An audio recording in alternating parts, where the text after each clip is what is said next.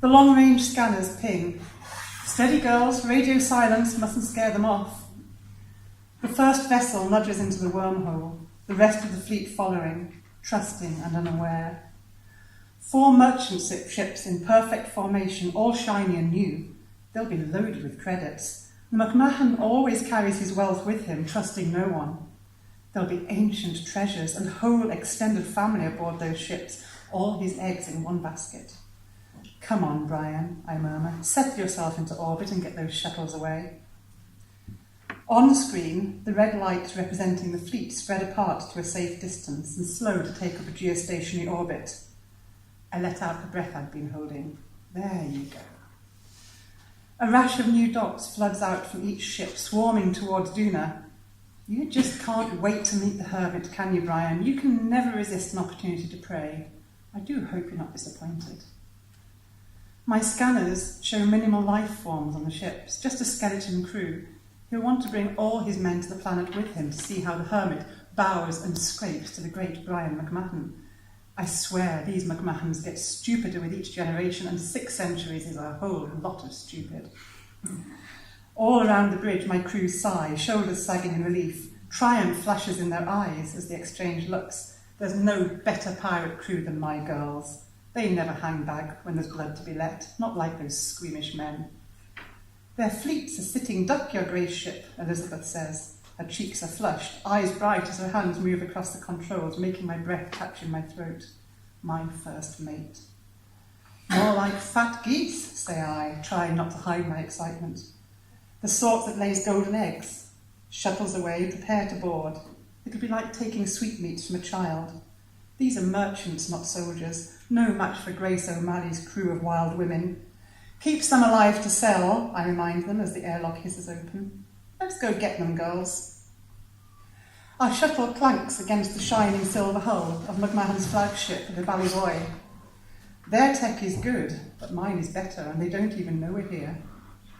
I lead the way to the bridge along wide corridors, lined in shades of soft cream and green, all low lights, and Cowland's She Begs, She More playing through hidden speakers, but the haunting notes do nothing to soothe my mind.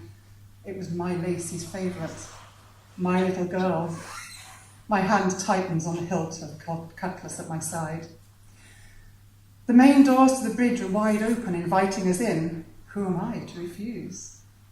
A blast hits the bulkhead, not an arm's span from my heart. I throw myself into a roll, coming to my feet, face to face with the shooter, the point of my sword kissing the soft skin of his throat.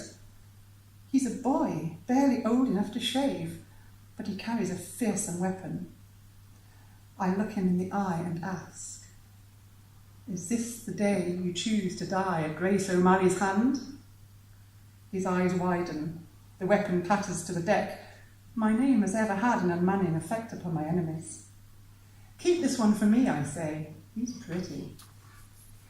Reports come in from the other teams confirming that McMahon has taken his best men with him, those most deserving of the hermit's blessing, through feats of strength and valour in Brian's service.